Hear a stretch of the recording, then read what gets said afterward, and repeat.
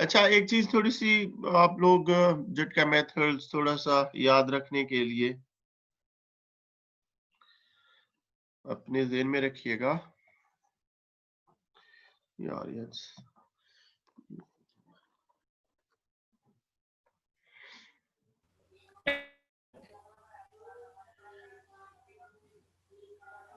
जी नादिर अली।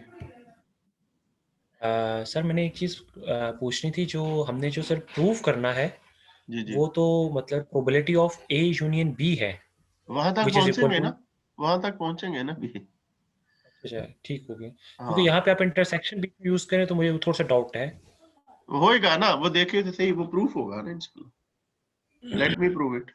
अच्छा, एक चीज थोड़ी सी ज़हन में रखिए कि अब बोर्ड होता है उसमें तो यार हम लोग बड़ा इजीली बहुत सारी चीजें साथ साथ बता सकते हैं। जहां भी इंटरसेक्शन, ये जरा साइड पे कहीं लिखिएगा, ठीक है। इंटरसेक्शन जो है ना, ये एंड के लिए आएगा, ठीक है, या मल्टीप्लिकेशन के लिए। जबकि जो यूनियन है ये और के लिए यूज होगा, या प्लस करने के लिए, ठीक है। Intersection use will be use for and multiplication. ये बाइनरी ऑपरेशन है, और ये वर्बल नोटेशन होगी जहां भी एंड आ रहा होगा, एंड और इफ, ये इन चीजों की बड़ी अहमियत होगी। तो बहुत ही क्रिटिकली देखना इन चीजों को। इस वजह से ओ आर, इसके लिए यूनियन यूज करेंगे मोमन हम, या हम जमा, चीजों को जमा करने के लिए, ठीक है। तो ये तो बाइनरी ऑपरेशंस है ना, और ये सेट ऑपरेशंस है। तो हम लोग 3 सेट ऑपरेशंस यूज करेंगे, इंटरसेक्शन, यूनियन और कॉम्प्लीमेंट। सेट में ये 3 नोटेशंस ही होती हैं, इन्हीं से हम सारा काम करते हैं। अगेन, अब ए जो है, हम ए में दो, ए के एक सेट है जिसके अंदर 2 अगेन सेट्स हैं। एक सेट ये है टोटल, और एक ये सेट है। तो ए कंसीडर ए किया है, ये सब जरूरी नहीं था, समझने के लिए हम कर रहे हैं। तो अब हमारे पास डॉट्स एरिया, डॉट्स एरिया को क्या नाम दिया हमने, A intersection B complement. Sorry यार।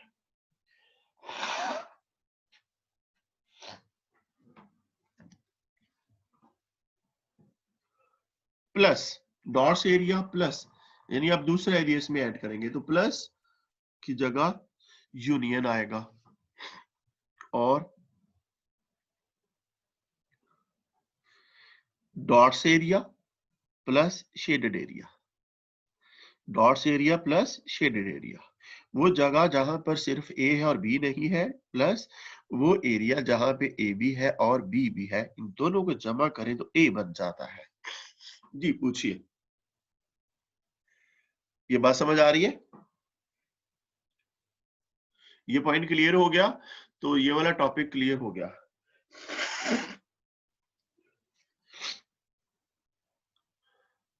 Anyone?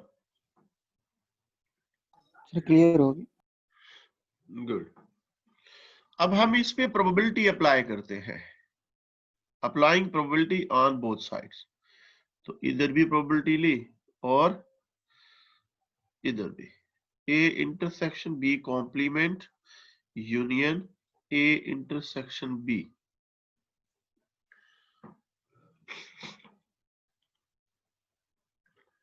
Probability of A is equal to probability of A intersection B complement union probability of union A intersection B। आप इससे A1 और इसे A2 भी कह सकते हैं, ये कोई से दो इवेंट्स हैं। अच्छा, यहाँ बाहर हमें नहीं नजर आ रहा कि ये इवेंट और ये इवेंट आपस में, अच्छा ये नीचे जो मैं लाइन लगाता हूँ ये गैर जरूरी है, ठीक है, इसकी कोई अहमियत नहीं, लेकिन जो ऊपर है जैसे ये कॉम्प्लीमेंट है तो ये आप समझते हैं कि कॉम्प्लीमेंट का क्या मतलब होता है जी।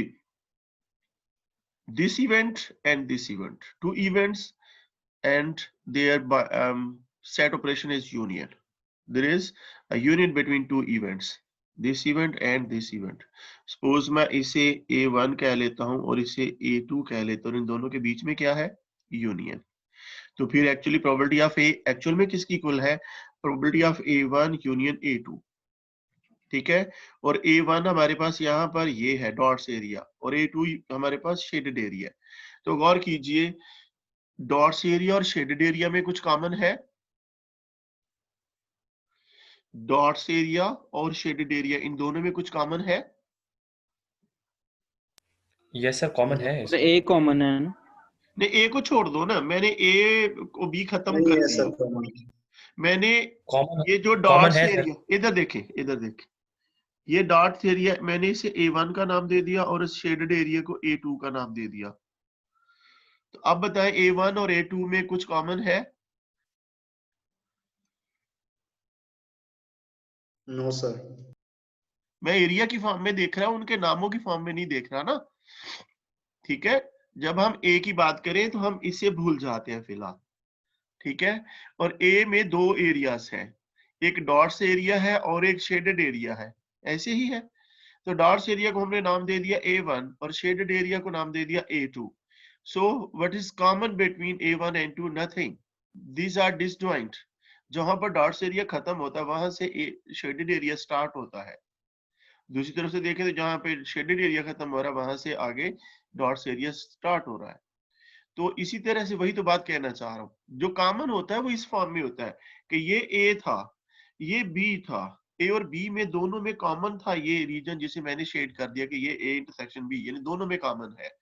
अब सिर्फ ए को कंसीडर किया तो ए के अंदर दो एरियाज थे, डॉट्स एरिया और शेडेड एरिया। ये डिसजॉइंट एरियाज है, जो ओवरलैप थे उन्हें हमने सेग्रीगेट कर दिया और वो इस फॉर्म में कन्वर्ट किया कि वो हमें बाहर जो है वो डिसजॉइंट नजर आए।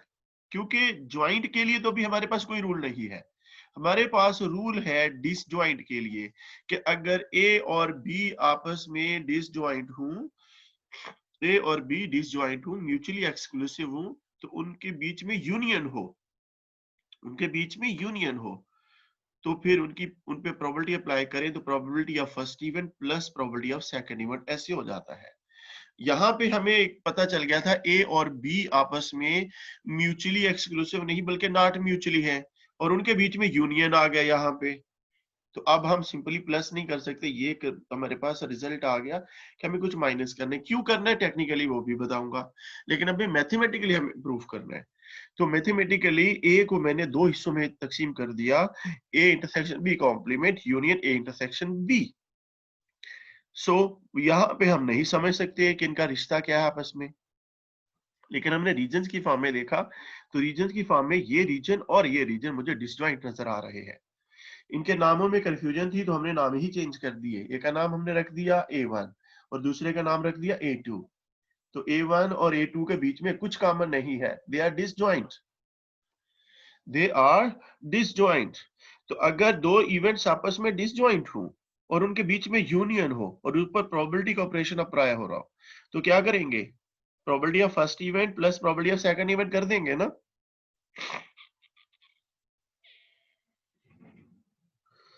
A intersection B complement plus probability of A intersection B। यही पॉइंट था यहाँ पे कि हमने A को दो ऐसे रीजन्स में कन्वर्ट कर लिया जो आपस में डिसजॉइंट थे। तो अगर डिसजॉइंट थे और उनके बीच में यूनियन है और प्रोबेबिलिटी अप्लाई हो रही है, प्रोबेबिलिटी देखिए यहाँ पे अप्लाई हो रही है, ये है इंटरसेक्शन पे प्रोबेबिलिटी अप्लाई हो रही है, इंटरसेक्शन को भी ऑपरेट नहीं कर सकते, हमारे पास कोई रूल ही नहीं है। हमारे पास यूनियन पे के लिए रूल था और वो भी सिर्फ उसके लिए जो डिसजॉइंट हो। तो ए और बी डिसजॉइंट नहीं थे, इसलिए उन पे डायरेक्ट हमने प्लस नहीं लगाया, लेकिन ये दो रीजन डिसजॉइंट है, इसलिए ये प्लस में कन्वर्ट हो गया।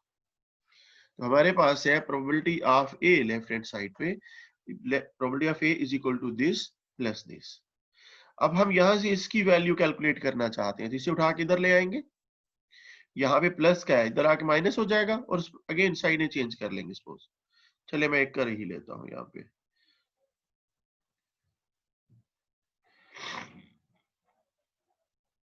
ऐसा कर सकते हैं, या मैं अगेन इसकी साइड चेंज करके लिखना चाहूं तो क्या ऐसे लिखा जा सकता है, probability of A intersection B, sorry, probability of A minus probability of A intersection B. इस इक्वेशन नंबर 1 रखिएगा जी। अगेन यहाँ पे आर्गुमेंट कर सकते हैं, इस पे गौर कीजिए।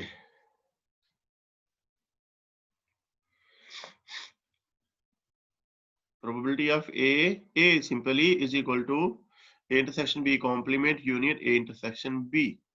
प्रोबेबिलिटी अप्लाई की तो इन दोनों के बीच में यूनियन है, ये दो सेपरेट इवेंट्स है और ये डिसजॉइंट इवेंट्स है। प्रोबेबिलिटी अप्लाइड की डिसजॉइंट पे तो ये प्लस में हो गया, प्रोबेबिलिटी सेपरेट अप्लाई हो गई। यहाँ से इसकी वैल्यू कैलकुलेट, बड़ी सिंपल सी मैथमेटिक्स से उठा के हम इधर ले आए तो ये माइनस में हो गया। अब this is equal to this या this is equal to this हम ऐसे लिख सकते हैं। तो इस इक्वेशन नंबर 1 कर दिया। सेम लाइंस पे इक्वेशन नंबर 2 के लिए काम कीजिए जरा, यानी कंसीडर कीजिए बी को।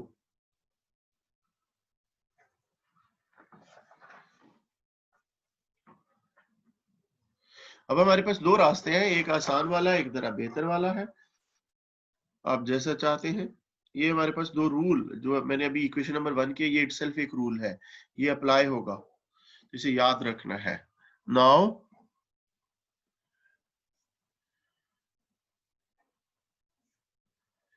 Consider B.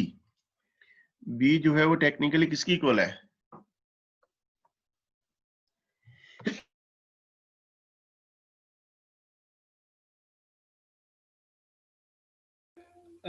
सर बी जो होगा हमारे पास, बी इंटरसेक्शन ए का कॉम्प्लीमेंट होगा सर।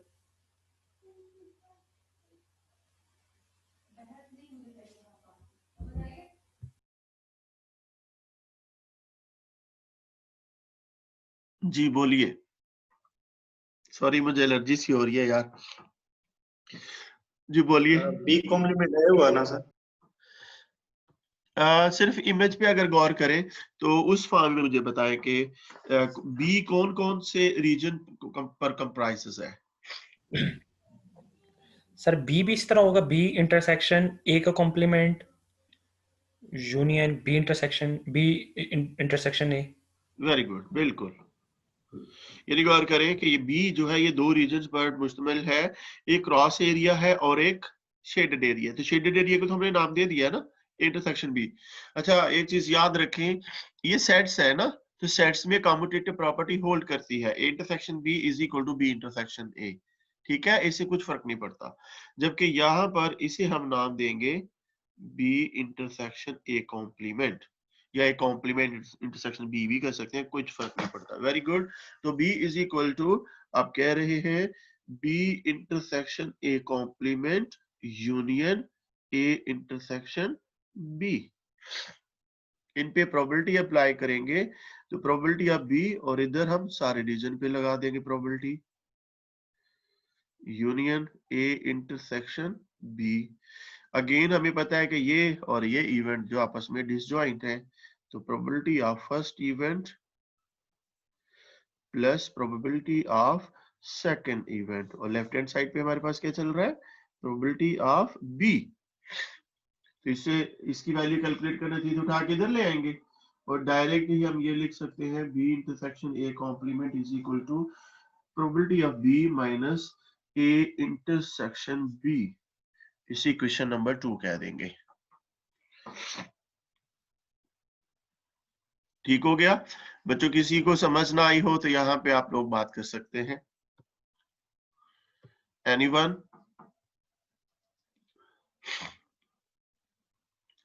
एनीबॉडी?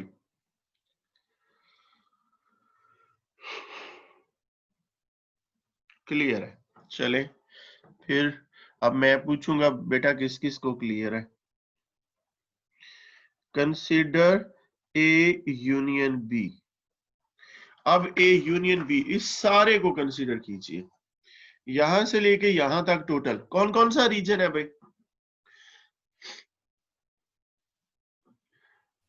सर यहां इसमें से तीन लेके यहां तक रीजन आ टोटल। रहा है जी सर। इसमें एक आ रहा है इसमें एक ए इंटरसेक्शन बी कॉम्प्लीमेंट भी आ रहा है, ए इंटरसेक्शन बी भी आ रहा है, बी इंटरसेक्शन ए कॉम्प्लीमेंट भी आ रहा है। वेरी गुड, ये 3 रीजन थे भाई। अगर इस फॉर्म में देखें तो डॉट्स रीजन, शेडेड रीजन और क्रॉस रीजन, और इन तीनों रीजन को हमने सेपरेट नेम दे रखे हैं, A intersection B complement, A intersection B, और ये बी इंटरसेक्शन ए कॉम्प्लीमेंट। तो फिर इन्हें हम यूं लिख लेंगे, A union B is equal to A intersection B complement union A intersection B union B intersection A complement. Is that clear? जिस तरह वो 2 थे उसके अंदर सेपरेट हमने किए, ये इसमें 3 रीजन आ गए, और ये तीनों डिसजॉइंट है, ये तीनों डिसजॉइंट इवेंट्स हैं। Applying probability on both sides, so probability of A union B, जबकि सारे के ऊपर प्रोबेबिलिटी अप्लाई कर देंगे।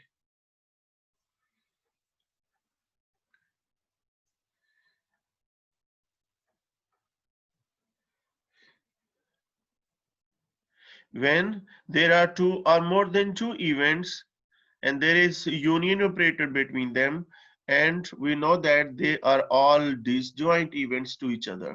जिस तरह से 2 के लिए था, मैंने पहले भी कहा 2 से ज्यादा के लिए भी ये होल्ड करेगा, then this will be equal to sum of their probabilities, यानी probability of A intersection B complement plus probability of A intersection B plus probability of B intersection A complement, और ये क्या था, probability of A union B. इससे equation number 3 रख देंगे। Using equation 1 and equation 2 in equation number 3, equation 1 और equation 2 की equation 3 में पुट कर देंगे। इक्वेशन 1 आपके पास क्या था, ए इंटरसेक्शन बी कॉम्प्लीमेंट, इसकी वैल्यू आपको मालूम है क्या है, किसकी इक्वल है नादिर? ये सर ये probability of A minus probability of A intersection B first equation है। फर्स्ट और इक्वेशन, जो ये second quantity as equation, it is रहेगी, यस सर। और इस इक्वेशन 2 ऊपर लिखी हुई है हमारे सामने ही, वो क्या है सर? वो हमारे पास है probability of B minus probability of B intersection A, या ए इंटरसेक्शन बी, हम हायरार्की लिख लेंगे, उससे कोई फर्क नहीं पड़ता। ठीक है, intersection B is equal to B intersection A actually. तो ये देखिए, ये नेगेटिव वैल्यू थी और ये पॉजिटिव वैल्यू थी, कट गई आपस में। लेफ्ट हैंड साइड पे यस हमारे सर, पास क्या ये कट क्वांटिटी जाएगी। चल रही है, probability of A union B, and this is equal to probability of A बच गया plus probability of B minus probability of A intersection B, and look what was required.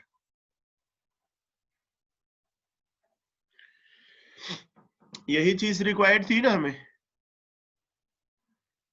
Yes yes sir. Sir, prove हो गया sir, ये prove हो गया। जादू हो अब ये गया। ऐसा क्यों होता है, हम इस पे जरा गौर करते हैं।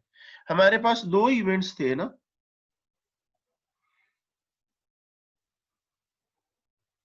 ऐसे ही है, ये इवेंट हमने ए कह दिया और ये बी कह दिया और इस रीजन को हम नाम दे रहे हैं ए इंटरसेक्शन बी। जब हमने प्रोबेबिलिटी ऑफ ए किया यानी कि सारे रीजन को काउंट कर लिया ना, ये वाला जो है ऐसे ही है, तो इसके अंदर कौन कौन से रीजन काउंट हो गए, ये भी रीजन काउंट हो गया और ये रीजन भी काउंट हो गया। अब आते हैं प्लस प्रोबेबिलिटी ऑफ बी लिए, तो प्रोबेबिलिटी ऑफ बी में कौन कौन सा रीजन है, ये सारा रीजन आ गया ना, तो इसमें कौन कौन सा रीजन काउंट हुआ है, ये रीजन और ये रीजन। तो गौर कीजिए, जब हमने a प्लस बी किया है अभी, तो इसमें कोई एक ऐसा रीजन है जो डबल काउंट हो गया है, तो इसे एडजस्ट करना पड़ेगा ना, ऐसे तो ओवर एस्टिमेट हो जाएगा। तो इसे ओवर एस्टिमेट से एग्जैक्ट एस्टिमेशन या एग्जैक्ट अकोमुलेशन एडिशन के लिए इस क्वांटिटी को माइनस करना पड़ेगा, तो इसीलिए हमने इसे एक मर्तबा जब माइनस किया तो ये एडजस्ट हो गया, तो हर रीजन एक ही मर्तबा काउंट हुआ है। अगर आप इसे माइनस नहीं करेंगे तो ऐसा नहीं होगा। और गौर कीजिए, अगर ये जीरो हो जाए, इंटरसेक्शन बी अगर कोई नल सेट हो जाए तो आपको पता है उसकी प्रोबेबिलिटी जीरो होती है। तो अगर इंटरसेक्शन बी नल सेट होगा, नल सेट का कैसे हो सकता है, अगर इवेंट्स ऐसे हो जाएं, दूर दूर हो जाएं एक दूसरे से, तो उनके बीच में कुछ कॉमन ना हो, तो ये क्वांटिटी जीरो हो जाएगी ना। तो अगर ये क्वांटिटी जीरो हो जाएगी, गौर करें, तो वही हो जाएगा probability of A plus probability of B. और अगर ऐसे ना हो, डिसजॉइंट ना हो, उनके बीच में ओवरलैपिंग हो, तो फिर इस क्वांटिटी को माइनस करेंगे। और अगर दो से ज्यादा इवेंट्स हो जाए तो बहुत सारी क्वांटिटीज को माइनस करना पड़ेगा आपको, बहुत सारी क्वांटिटीज को अगेन प्लस करना पड़ेगा। वो 3 वाला मैं आपको ला लिखवा दूंगा, ठीक है। Is that clear? Is that clear? Yes sir. Zaim और नादिर दो लोग ही रिस्पॉन्ड कर रहे हैं, बाकी ऑन करके सो तो नहीं गए। No sir. चले, इसमें आर्गुमेंट करेंगे तो मुझे क्योंकि I have a vast experience, तो शुरू में अगर समझ आ रहा है वेरी गुड, अदरवाइज डिफिकल्टी तो हो सकती है इसमें। बहरहाल अब हम क्वेश्चन करते हैं। बुक अगर आप सबके पास है तो एडिशन लॉ ऑफ प्रोबेबिलिटी का टॉपिक होगा, उसमें मैं डायरेक्ट हिट करके वहां तक जाता हूं। एडिटिव रूल, यहाँ पे एडिटिव रूल लिखा हुआ है, पेज है 56। मैं शेयर कर देता हूं।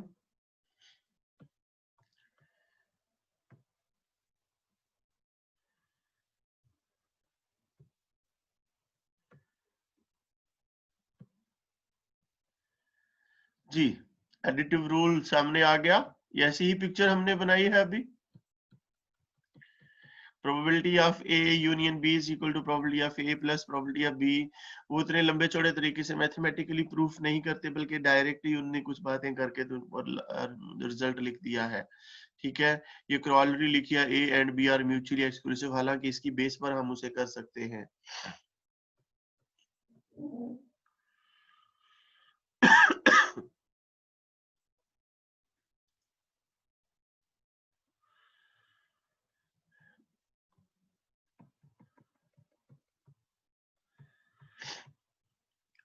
ये तीन इवेंट्स थ्योरम 2.8 गौर कर लीजिए।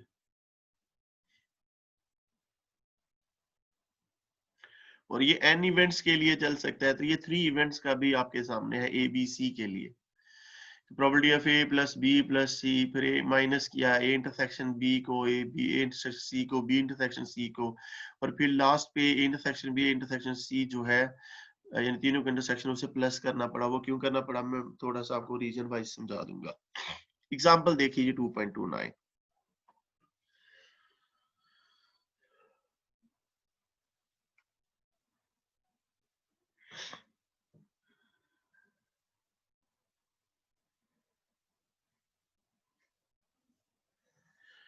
पेज क्या है ये 57।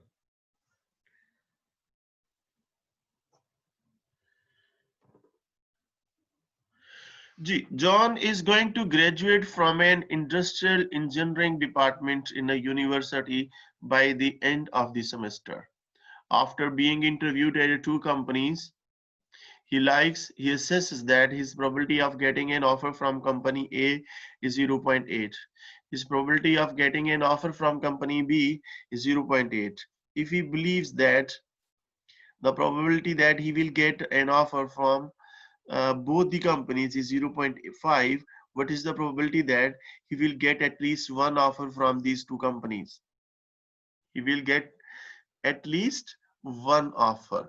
तो उसे ए से स्कॉलरशिप मिले या ऑफर मिल जाए वो प्रोबेबिलिटी है, बी से उसे ऑफर आ जाए वो प्रोबेबिलिटी हमारे पास गिवन है, और दोनों से भी पॉसिबल है कि दोनों से आ जाए, क्योंकि दो जगहों पे अगर उसने इंटरव्यू दिया है तो दोनों से आपके पास लेटर आ सकता है। आप ज्वाइन कोई एक करेंगे सिर्फ, तो इसके लिए हम इवेंट डिफाइन करेंगे, तरीकाकार वही है, हायरार्की हमेशा रखेंगे। Let A be the event that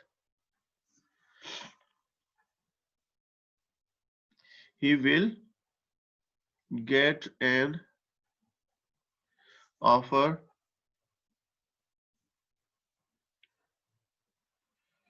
company A. He will get an offer from company B. इसीलिए तरह से B event define करेंगे, let B be the event that he will get an offer from company A से मिले उसे हमने उसे A denote कर दिया, B से मिले हमने उसे B डिनोट कर दिया। तो कभी हमें प्रोबेबिलिटी कैलकुलेट करना पड़ेगी, कभी प्रोबेबिलिटी हमें गिवन होगी। तो अब A की प्रोबेबिलिटी हमें गिवन है 0.8, इसी तरह से B से उसे ऑफर मिले, वो क्या प्रोबेबिलिटी है 0.6।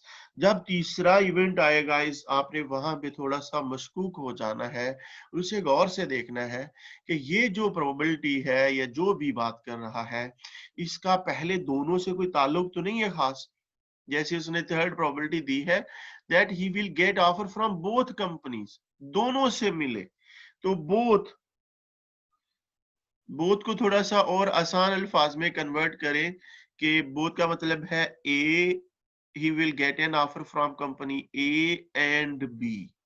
तो मैंने आपको बताया था कि एंड को आपने कन्वर्ट करना है इंटरसेक्शन की फॉर्म में, तो मैं इसी तरह से पढ़ूंगा A and B, A and B, और ये हमारे पास क्या है 0.5, 0.5।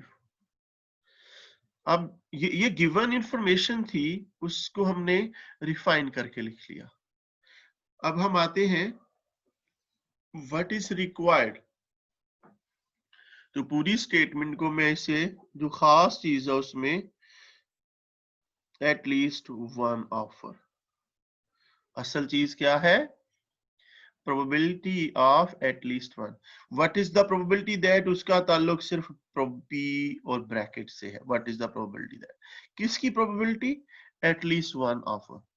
तो एटलीस्ट वन ऑफर को मैंने बताया था कि जितने भी इवेंट्स हों एटलीस्ट वन के लिए आप उनके बीच में यूनियन लगा देंगे। तो अभी यूनियन किसके बीच में आएगा, A union B, at least one को ए यूनियन बी करेंगे। अब जब दो इवेंट्स के बीच में ए यूनियन बी आ गया तो अब एडिटिव रूल या एडिशन लॉ ऑफ प्रोबेबिलिटी की मदद से हम इसे ओपन कर सकते हैं, probability of A plus probability of B minus A intersection B. ये पूरा लॉ लिख देंगे आप। अगर तो इसकी प्रोबेबिलिटी पॉसिबल होगी तो लिख देंगे, अगर नहीं पॉसिबल होगी, अगर नहीं पॉसिबल होगी तो फिर इसकी प्रोबेबिलिटी 0 हो जाएगी। ठीक है, ये अब इनकी प्रोबेबिलिटीज कभी गिवन होंगी, कभी हम सैंपल स्पेस की मदद से बनाएंगे और कभी हमारे पास डायरेक्ट तरीका होगा। वो मैंने थोड़ा सा टॉपिक स्किप किया है, मैंने कहा जरा हम आगे जाके कुछ चीजें कर लें, जब उस टॉपिक की बारी आएगी तो वो उस पे दोबारा काम कवर करेंगे, कॉम्बिनेशन और permutation. Excuse me sir. Yes sir ये हर बार वो जो हमने इवेंट के जरिए जैसे बनाई थी उसी तरह बनाते हैं? कौन सी वाला, दोबारा से पूछे। एक मिनट सर।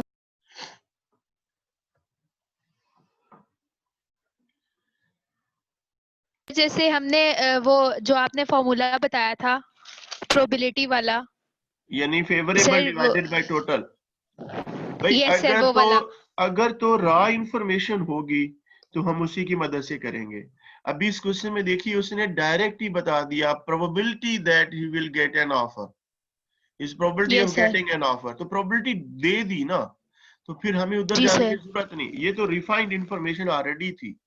अब उसमें हमें कुछ और पूछ लिया है ना, तो हमें उसकी जी तरफ जाना है, यानी एटलीस्ट वन ठीक है ऑफर। सर। ठीक है, तो हम ये चीज असल में अप्लाई करेंगे और ये इसकी इक्वल है, हमारा काम इसके लिए। वो हमें दे दी ठीक है प्रोबेबिलिटीज, सर। हमने उससे रिफाइन करके लिख लिया। अब जी सर। ये हमारे पास प्रोबेबिलिटीज है, यानी कि अगर एटलीस्ट वन पूछेगा तो उसका मतलब तो यही है ये प्रोबेबिलिटी और ये प्रोबेबिलिटी कभी हम सैंपल स्पेस बनाकर कैलकुलेट करेंगे, कभी किसी और तरीके से करेंगे, या फिर डायरेक्ट गिवन भी हो सकती है जैसे इस क्वेश्चन में है। तो वैल्यूज पुट करें, प्रोबेबिलिटी ऑफ ए क्या हो जाएगा 0.8, probability of B yes sir. 0.6 और probability of intersection B is equal to 0.5। अब 5। इसे कैलकुलेट करें तो ये आंसर क्या आता है 0.9। प्रोबेबिलिटी कोई भी कैलकुलेट करेंगे वो कभी भी 1 से ग्रेटर नहीं हो सकती। 0.9 प्रोबेबिलिटी है he will get at least one offer, he will get at least one offer। ठीक हो गया। अब हम इसे जो बुक में सवाल पूछा वो कंप्लीट हो गया, हम इसे मॉडिफाई करते हैं, थोड़ा सा मुझे कॉम्प्लिकेट करते हैं। तो इसका सेकंड पार्ट करिए, what is the probability that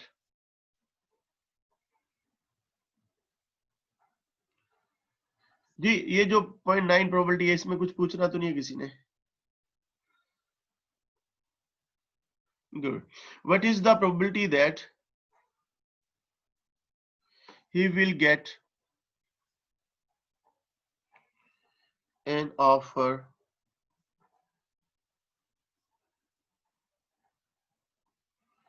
from company A but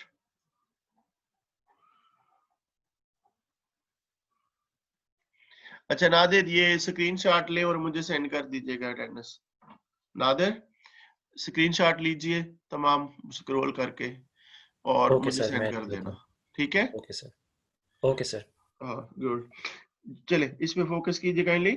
what is the probability that he will get an offer from company A but not from B, मतलब उसे सिर्फ ए से आए और बी से ना आए। इसे जरा इस फॉर्म में कन्वर्ट करें, प्रोबेबिलिटी ऑफ क्या लिखेंगे यहाँ पे बताइए जरा,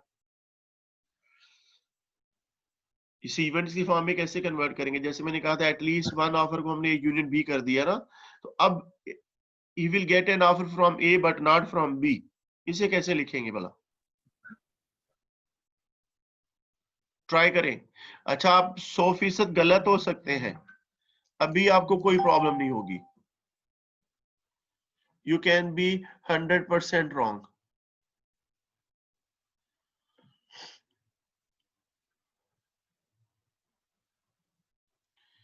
जी ट्राई करें, जईम, गाजी एंड नादिर, रमशा, ये 4 लोग ही रिस्पॉन्ड कर रहे हैं। सर आपकी वॉइस सर इसमें जैसे आपने बताया था पिछले में, जब हमारे पास बी का नहीं आ रहा तो हमने बी पे कॉम्प्लीमेंट डाल दिया था, यहाँ पे भी कॉम्प्लीमेंट आ जाएगा? अब बोलो यार, आप 100% अपनी अपनी राय दें, उस पे सस्पेक्टेड नहीं हूं, जो भी है उसका आपके मुताबिक यहाँ पे क्या लिखूं मैं? प्रोबेबिलिटी ऑफ ए, आगे प्रोबेबिलिटी देखिए जैसे what is the probability that, तो पी ऑफ ये हो गया, he will get an offer from A, A आ गया, आगे बट नॉट फ्रॉम बी, इसको क्या लिखेंगे? intersection B complement. Intersection B complement. Exactly, probability of A intersection B complement होगा ये, ठीक है? अब इस पे गौर करें, अगेन अपनी स्टेटमेंट पे देखिए, क्या उसका मतलब यही नहीं बनता, क्योंकि ये दो के बीच में बात हो रही थी, अब यहाँ पे एंड नहीं, आप परेशान हो सकते हैं इंटरसेक्शन कैसे आ गया, स्टेटमेंट में एंड मौजूद है कहीं ना कहीं, वर्बली उसकी वर्डिंग नहीं आ रही, लेकिन उसका मतलब वहां पे है कि ये दो के मुतालिक बात कर रहे हैं, ए और बी के मुतालिक। एक एग्जिस्ट कर रहा है और एक एग्जिस्ट नहीं कर रहा, ठीक है। So this is equal to probability of A intersection B complement. अब आपको पता है ये किसकी इक्वल है, हमने क्वेश्चन नंबर 1 प्रूव की थी। जल्दी से वो सब याद रखना है। Probability of A minus A intersection B, ऐसे ही था। Probability of A minus probability of A intersection B, yes sir. Yes, तो प्रोबेबिलिटी ऑफ ए क्या थी हमारे पास 0.8 और बी ए इंटरसेक्शन बी क्या है 0.5। आंसर क्या आ 5। जाएगा 0.3। 0.3। कहते हैं कि जी प्रोबेबिलिटी मालूम कीजिए कि उसे ए से ऑफर आए और बी से ना आए। तो मैथमेटिकली हमने जो प्रोबेबिलिटी कैलकुलेट की 0.3। अब जब हम चांसेस की बात करेंगे तो उसे परसेंटेज में एलेबोरेट करेंगे। There are 30% chances that he will get an offer from A but not from B. There are 30% chances that he will get an offer from company A but not from B. Is that clear? Excuse me sir, Yes. Excuse me sir, sir एक दफ़ा ये statement sir repeat कीजिएगा sir, ये statement समझ नहीं आया। What is the probability? What is the probability that he will get an offer from company A but not from B? यानी उसे A से ऑफर मिले और B से ना मिले, उसे हमने कहा A इंटरसेक्शन B कॉम्प्लीमेंट, और वो मैथमेटिकली कुछ इसकी इक्वल होती थी A minus A intersection B। तो दोनों की प्रोबेबिलिटीज हमारे पास मौजूद थी, जिसका आंसर बिल्कुल 23 आ ठीक गया। हो गया सर, ठीक। ठीक है, तो इसे हम कुछ यूं लिखेंगे 30% chances that he will get an offer from A but not from B. अच्छा, बाकी दो क्वेश्चन जल्दी से लिख लीजिए, ठीक है। इसके दो पार्ट और हमने सर करने। One more thing, actually time sir इसका आउट, इसीलिए तो क्या हम इसका लोग मैं फिर वो दोबारा क्लास के अगली बाद क्लास में तो नहीं करेंगे ना, फिर मैं दोबारा भी स्टार्ट करूंगा सेशन। ये कंप्लीट करना, ये क्वेश्चन यहाँ पे एंड नहीं होता। मैं सारी की सारी ये बुक नहीं वैसे फॉलो होगी, मैं सारा अपनी तरफ से करवाऊंगा, ठीक है। कुछ चीजें यहाँ से होंगी, कुछ खुद से होंगी।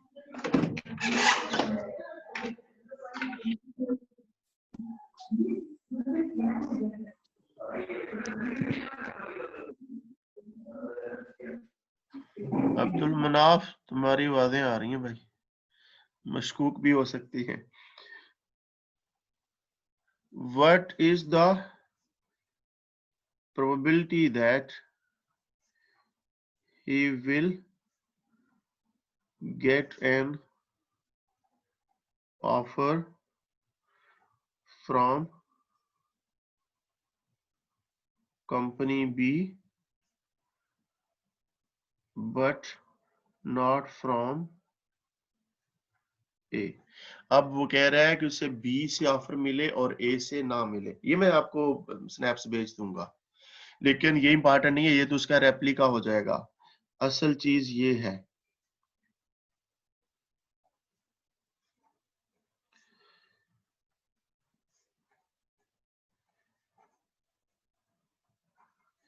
he will not get any offer।